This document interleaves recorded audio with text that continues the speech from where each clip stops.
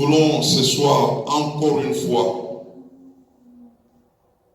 juste partager la parole de Dieu avant de nous plonger dans la prière de ce soir. Mais nous avons le devoir de communiquer quelque chose qui va nous introduire, qui va nous plonger dans la prière de ce soir. Nous sommes dans cette semaine de Pâques et nous avions dit depuis dimanche qu'aujourd'hui encore nous serons là pour ajouter encore une autre pierre sur ce que nous avions vu dimanche. Et sans plus tarder, nous prenons nos Bibles, nous sommes dans Marc chapitre 16. C'est une suite, une continuité de ce que nous avions vu dimanche. Dimanche, nous étions dans Marc 15. Et là, nous sommes dans Marc 16, de 1 à 7. Nous voulons lire rapidement Marc chapitre 16, de 1 à 7. Lorsque le sabbat fut passé, Marie de Magdala, Marie mère de Jacques et Salomé achetèrent des aromates afin d'aller embaumer Jésus. Le premier jour de la semaine, elles se rendirent au sépulcre de grand matin, comme le soleil venait de se lever. Elles disaient entre elles, qui nous roulera la pierre loin de l'entrée du sépulcre? Ce soir, il y a une pierre qui sera roulée. Et levant les yeux, elles aperçurent que la pierre qui était très grande avait été roulée. Elles entrèrent dans le sépulcre, virent un jeune homme assis à droite, vêtu d'une robe blanche, et elles furent épouvantées. Il leur dit, ne vous épouvantez pas, vous cherchez Jésus de Nazareth, qui a été crucifié, il est ressuscité. Il ne point ici. Voici les lieux où on l'avait mis. Mais allez dire à ses disciples et à Pierre qu'il vous précède en Galilée. C'est là que vous le verrez comme il vous l'a dit. Amen. Gloire au Seigneur. Nous voulons comprendre quelque chose encore ce soir par rapport à la Pâque. Et j'aimerais dire, donner une définition simple de la Pâque. La Pâque veut tout simplement dire passer outre. Et donc ici, nous voulons comprendre une dimension de quelqu'un qui était d'un côté et il traverse de l'autre côté. De quelqu'un qui était dans une situation qui pouvait même ne pas avoir d'issue. Mais par le mystère de la Pâque, la personne quitte la situation et accède à une autre dimension. Et c'est comme ça que beaucoup ne comprenaient pas cette dimension de la Pâque avec Jésus lui-même. Lorsqu'il pouvait dire qu'il va mourir et de la mort passer à la vie, c'était quelque chose que d'autres ne voulaient même pas qu'il leur parle. Parce qu'ils ne voyaient pas un tel changement. Comment un changement peut intervenir par la mort? Eux tous n'avaient pas cet entendement. Quand Jésus commençait de parler de sa mort, on pouvait le retenir. On ne voulait pas accepter cela. Jésus a fait beaucoup de miracles. Il a ressuscité de mort. Mais quand il avait parlé de lui-même, les autres n'étaient pas d'accord.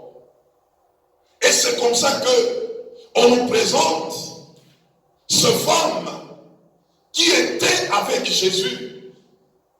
Et elles ont vu Jésus opérer. Mais quand Jésus se retrouve à la croix, il s'est retrouvé comme quelqu'un qui n'avait plus de force. Les gens pouvaient dire, toi qui as sauvé les autres, sauve-toi toi-même. ça, ceux qui étaient avec Jésus étaient là en train de suivre aussi un tel discours. Quelle déception! Fais quelque chose, sors de la croix. Libère-toi. Mais l'homme est resté sans mouvement. Sans mouvement. Jusqu'à ce qu'ils ont constaté que cette personne allait rendre son âme. Et effectivement, Jésus était mort. Et quand ils ont constaté la mort, ils se sont dit, l'histoire est finie. Parce qu'il ne s'est même pas défendu. On a craché sur lui. Et puis, il est même mort. C'est comme ça qu'eux tous sont rentrés. Chacun dans ses affaires, que l'histoire de Jésus s'est arrêtée. Et dimanche passé, nous avons vu, même ceux qui se cachaient, les Joseph d'Arimathée, ils se sont présentés. La Bible dit, ils sont venus, il a risqué de demander le corps de Jésus. Il pouvait risquer lorsque Jésus était vivant. Mais quand il est mort, il s'est présenté, il demande le corps, il achète un endroit pour le placer, et la Bible parle d'un endroit où on enterrait les riches. Et ce sont eux, les Joseph d'Arimathée, qui ont même tiré une grosse pierre pour aller mettre au tombeau, comme pour dire, nous fermons. C'est fini, il reste là. Ah, je veux dire ce soir, il y a une vie où d'autres pouvaient dire, nous avons enterré la vie, nous avons mis même la pierre, c'est fini. Ce soir, la pierre va se rouler. La pierre va quitter cet endroit. Ils ont placé une pierre pour dire, il n'y a plus d'issue, c'est fini. Il va rester là-bas. Et pendant que les femmes, elles aussi, n'avaient plus la révélation de la résurrection, elles se sont rendues au sépulcre, non pas pour voir la résurrection, mais elles ont amené des aromates, les parfums avec lesquels on embaume les morts, comme pour dire, allons là-bas, ajouter ce parfum sur ses corps, parce qu'il est déjà mort. Oh, pendant qu'elle était en train de faire une prière en disant, qui nous roulera la pierre? Elle voulait entrer dans les sépulcres et du coup, elles ont vu le tombeau était vide. Personne n'y était. Elles étaient dans l'étonnement jusqu'à s'épouvanter. J'aimerais dire ce soir que Jésus, lorsqu'il s'agissait de Lazare, qui était déjà enterré pendant combien de jours? 4 jours. Et on avait mis une pierre pour mettre fin à sa vie. Jésus était venu et Jésus pouvait dire, ôtez la pierre. Et ceux qui étaient à côté, ils avaient ôté la pierre. Mais pour ce que nous parlons ce soir, c'était que lui-même, Jésus, était au tombeau. Alors, ma question, c'est que qui devrait ôter la pierre? Parce que lui-même, Jésus, était là-dedans. Mais les femmes ont trouvé la pierre était déjà ôtée. Et j'aimerais dire ce soir, selon Romains chapitre 8, verset 11, la Bible dit, si celui qui avait ressuscité Jésus-Christ d'entre les morts, et là, la Bible parle de celui qui avait ressuscité Jésus. Ça veut dire, c'est celui-là d'abord qui avait commencé par ôter la pierre. Et cet homme-là, c'est le Saint-Esprit. C'est le Saint-Esprit qui est l'auteur même de la résurrection. Et ce soir, j'aimerais te dire que le Saint-Esprit-là, il est en toi, il habite en toi. C'est que ce soit tout ce qui était déclaré mort au-dedans de toi, l'esprit qui avait ressuscité Christ d'entre les morts, cet esprit va amener toutes ces choses, tous ces membres à la vie. C'est de ça que je suis venu te parler ce soir. Je suis venu te parler de celui qui était entré dans le tombeau, qui est entré là, on avait mis la pierre. Il a commencé par ôter la pierre. Il s'est chargé lui-même de prendre cet homme dont on pouvait parler en disant il est mort, c'est fini. Le Saint-Esprit étant avec lui, il pouvait ranimer son esprit. Quelqu'un sera ranimé ce soir. Quelqu'un va expérimenter une dimension de la résurrection. Écoutez-moi ce soir. Il y a des vies de gens à qui on avait déjà conclu. On a dit déjà, c'est fini, c'est la mort. Il n'y a plus d'issue. On a placé même une pierre pour dire que ça c'est fini. Il y a mort, il n'y a plus de résurrection. Ce soir, la pierre sera ôtée. La pierre sera ôtée. La pierre sera ôtée. Tu sortiras, ta vie sortira, ta santé sortira. Tout ce qui était mis par terre, ce soir, je suis venu te dire que ce n'est ni par la force, ni par la puissance, mais c'est par le Saint-Esprit. C'est lui-même qui se lèvera, qui se chargera. Oh, je suis venu dire, cette soirée d'aujourd'hui, c'est une soirée de situations difficiles, des cas difficiles, les désespérés, tous ceux-là qui étaient désespérés, on a déjà conclu que c'est fini pour eux. C'est fini pour eux. On n'en parle plus. Mais laisse-moi te dire qu'on va en parler parce que le Saint-Esprit, il est là. Il est là. Il ôte les pierres. Il ôte la pierre. Il s'élève. Il s'élève. Il s'élève. Il s'élève. Le Saint-Esprit, il est là. Il est là ce soir. Il est là ce soir. Il est là ce soir. L'homme des situations difficiles, l'homme des situations compliquées, il est là ce soir. Je suis venu te parler de lui. Ésaïe 59, 19 dit, lorsque l'ennemi viendra comme un fleuve, l'Esprit de l'Éternel le mettra en fuite. Ce soir, l'Esprit de l'Éternel va mettre en fuite. Je le vois mettre en fuite des situations compliquées. Je le vois mettre en fuite tout ce qui était impossible. Ce soir, je parle aux situations impossibles. Je déclare aujourd'hui tout ce qui était mort est ressuscité, est ressuscité, est ressuscité, est ressuscité. Je maudis les cancers, je maudis les sida, je maudis les maladies incurables. La pierre est ôtée. Yakaraba shikereba, Rokokoroba shikaraba, Yakakaraba shendereba, Rokokoroba shikereba. Commence la prière. Commence la prière. Cette soirée est une soirée du Saint-Esprit. Commence la prière. Lève-toi en prière. Le Saint-Esprit est en train de ressusciter tout ce qui était mort en toi. Il est en train de ressusciter depuis le sommet de ta tête jusqu'aux plantes de tes pieds. Je vois un travail. Je vois un travail. Le travail du Saint-Esprit, c'est lui-même le metteur en scène. C'est lui-même qui s'élève.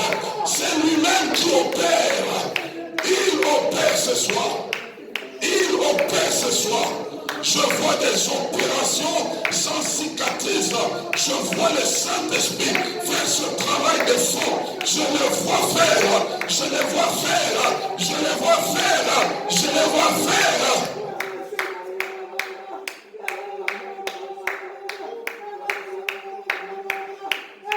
On t'a longtemps cherché parmi les morts, mais tu n'es plus là. Ce soir, la pierre qui était sur toi, la pierre qui était sur toi, sur ta santé, on a mis une pierre. Ce soir, la pierre est en train de tomber. La pierre est en train de tomber. La pierre est en train de quitter. Je vois une pierre se déplacer.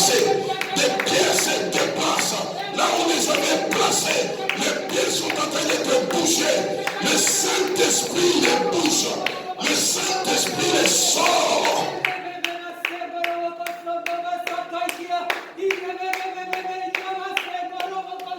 Roba shikereba. Yakaraba shikereba kantaraba rondoroba. Shikekereba kantaraba rondoroba shendereba. Yakakaraba shikereba kantaraba rokotoroba. Shikekereba kantaraba rondoroba shikereba. Yakaraba shikereba kantaraba rondoroba. Shikakaraba kantaraba rokotoroba kantaraba. La main de Dieu est sur toi. Et c'est le Saint-Esprit qui fait ce travail. C'est lui qui fait ce travail. C'est lui. Jésus était enterré.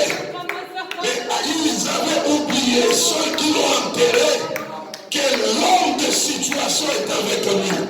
Le Saint-Esprit. Et ce soir, il est en toi. Ce soir, c'est lui qui ramène à la vie tout ce qui était mort. Selon Romains 8:11, je le vois faire. Il ranime. C'est moi, David. Ouvre un temps nouveau pour toi. Ouvre un temps nouveau pour toi. Je vois la pierre. N'est plus. Là, on parlait enterrement. Je vois la vie. Là, on parlait mépris. Je vois la vie. J'annonce un nouveau air. J'annonce un nouveau temps. J'annonce un nouveau temps. Un nouveau air. Je l'annonce à ville. Le temps nouveau est entré maintenant.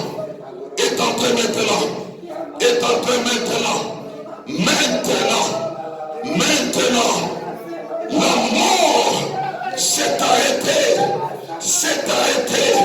Les maladies se sont arrêtées aujourd'hui. On ne parlera plus de cela.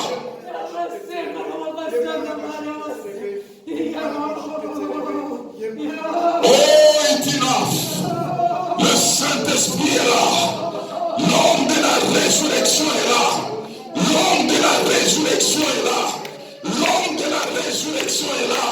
Oh, Jésus avait raison.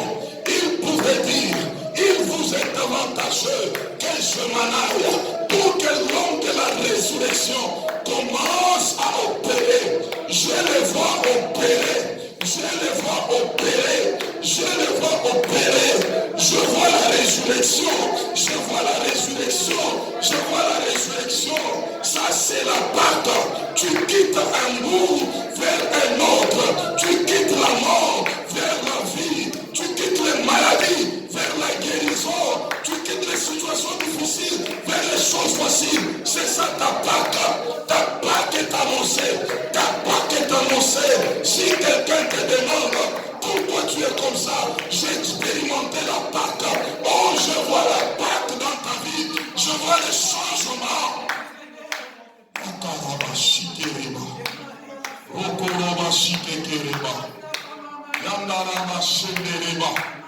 Oh, quelqu'un est en train de vivre la Pâque ce soir.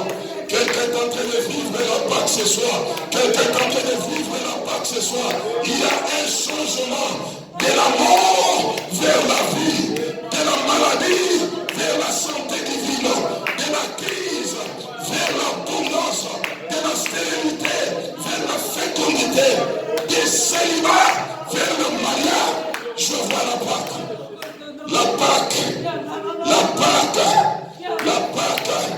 des limitations vers l'élargissement. Je vois la Pâque.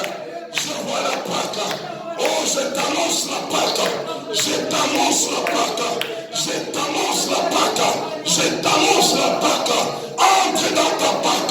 Entre dans ta Pâque maintenant.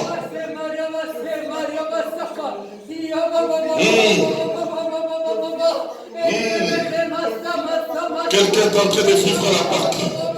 C'est ça la Pâque. Tu quittes un bout vers un autre. Si quelqu'un te pose la question, c'est quoi la Pâque? La Pâque, je suis là. J'étais de l'autre côté. Je viens de traverser. C'est ça la Pâque. J'expérimente ma Pâque. Je vis ma Pâque. Le temps de ma Pâque est arrivé.